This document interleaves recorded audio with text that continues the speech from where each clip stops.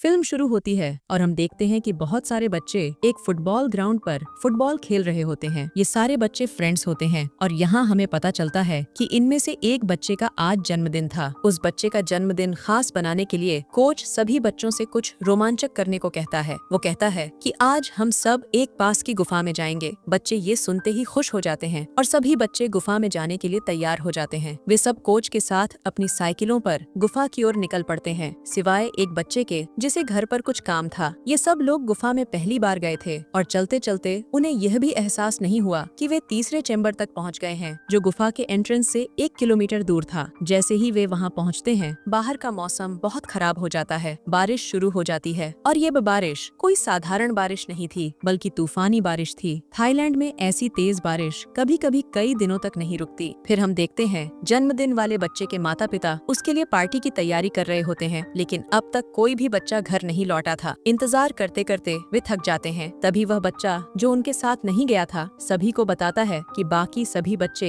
एक साथ गुफा में गए हैं और बहुत तेज बारिश हो रही है। इसके बाद वो कहता है जब बारिश होती है तो गुफा के अंदर पानी भर जाता है, जिसके बाद उस गुफा से बाहर आना बहुत मुश्किल है। ये सुनकर सभी माता पिता घबरा जाते हैं और तुरंत इमरजेंसी सर्विसेज को कॉल करते हैं। बचाव टीम के गोताखोर गुफा में प्रवेश करते हैं, जो अब पूरी तरह से पानी से भर चुकी होती है। बच्चों का कोई सुराग नहीं मिलता। गोताखोर तीसरे चैम्बर तक पहुंचते हैं, लेकिन पानी बहुत ज्यादा भर चुका होता है। कई घंटों की मशक्कत के बाद गोताखोर थक कर किसी तरह बाहर निकल आते हैं, लेकिन आगे तलाश जारी रखने में असमर्थ रहते हैं। बाहर माता पिता बेचैनी से इंतजार करते हैं, लेकिन उन्हें एक दुखद खबर मिलती है। उनके बच्चे अब भी लापता हैं। उनकी उम्मीदें टूटने लगती हैं और वे सोचते हैं कि क्या वे कभी अपने बच्चों को फिर से देख पाएंगे। अगला दिन भी बीत जाता है और बारिश अब भी नहीं रुकी होती। गुफा में पानी लगातार भरता जा रहा होता है। अलग अलग पंपों का इस्तेमाल किया जाता है पानी निकालने के लिए, लेकिन कुछ भी काम नहीं करता। ये खबर फैल जाती है कि 13 बच्चे गुफा में फंसे हुए हैं और पूरे शहर से लोग मदद के लिए आने लगते हैं। उन्हीं में एक लड़का होता है जो किसी और शहर से आया होता है और जिसे गुफाओं और पहाड़ों की अच्छी जानकारी होती है। वह गुफा के पास एक आदमी से बात करता है और कहता है, मुझे नहीं लगता कि गुफा सिर्फ बारिश के पानी से भर रही है। यहाँ सिंकहोल्स हैं जिनसे पानी तेजी से अंदर जा रहा है। वक्त बर्बाद किए बिना वे दोनों मिलकर जितने ज्यादा सिंकहोल्स ढूंढ सकते हैं ढूंढते हैं और उन्हें बंद करने की कोशिश करते हैं, ताकि पानी का बहाव धीमा किया जा सके। 5 दिन बीत जाते हैं, लेकिन बच्चों का कोई सुराग नहीं मिलता।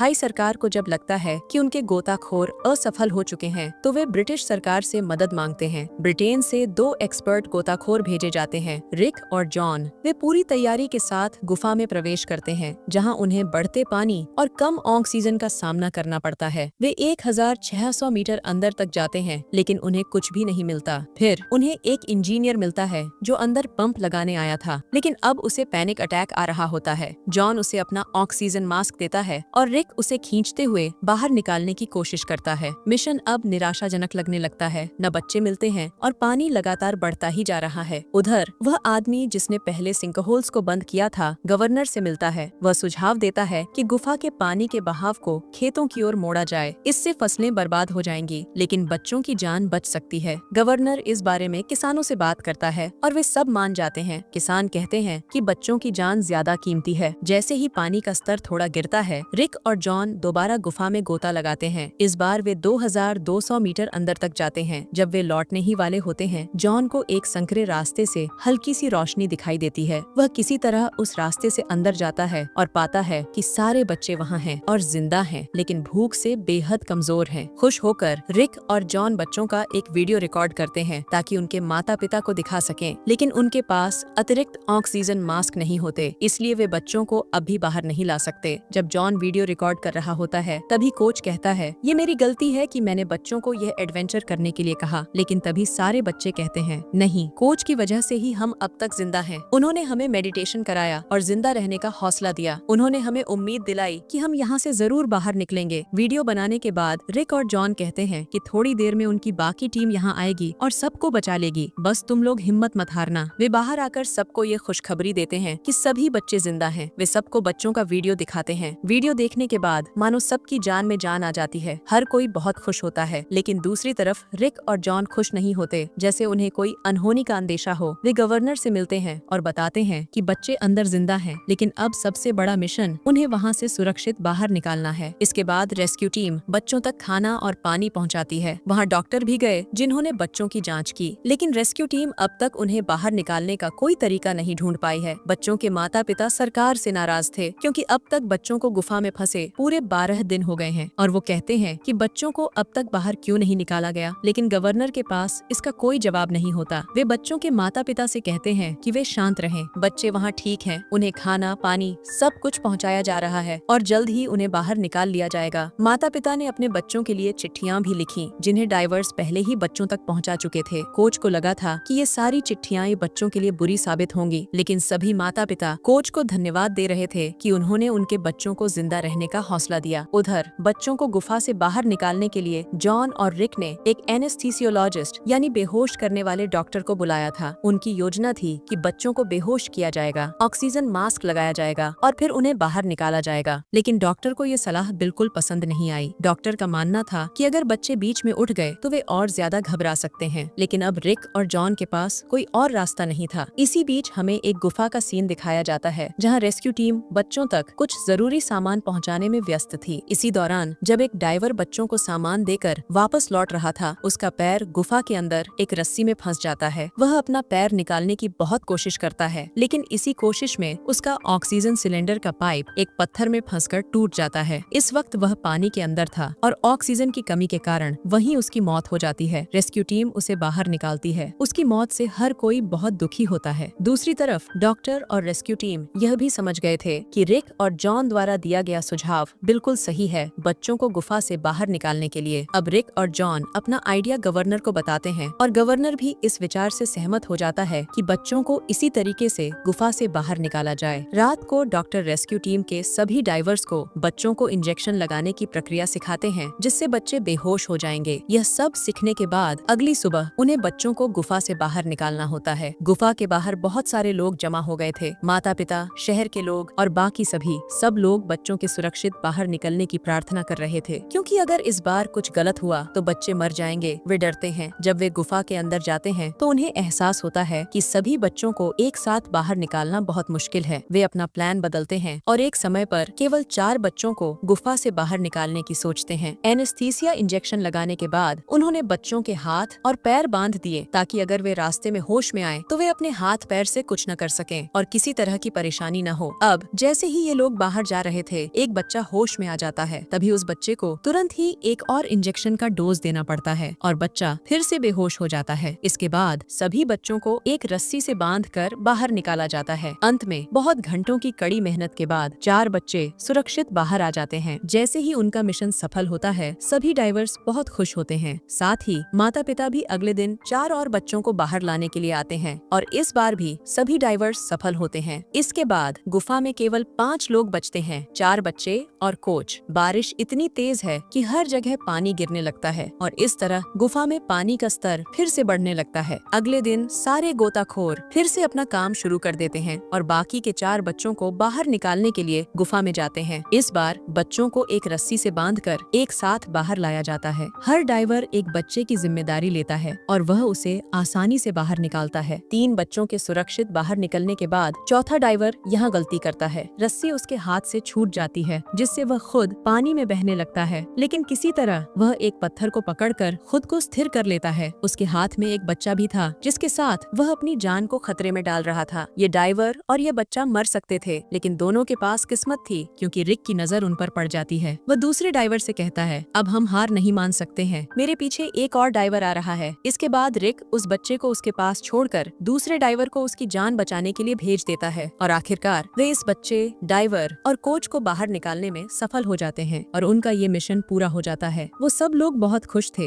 और अपनी सफलता का जश्न मना रहे थे क्योंकि उन्होंने पूरी 13 जिंदगियां बचाई थीं। इसके बाद हम देखते हैं सभी बच्चों के माता पिता मिलकर उसी बच्चे का जन्मदिन मना रहे होते हैं और इसी के साथ ये मूवी यहीं खत्म हो जाती है।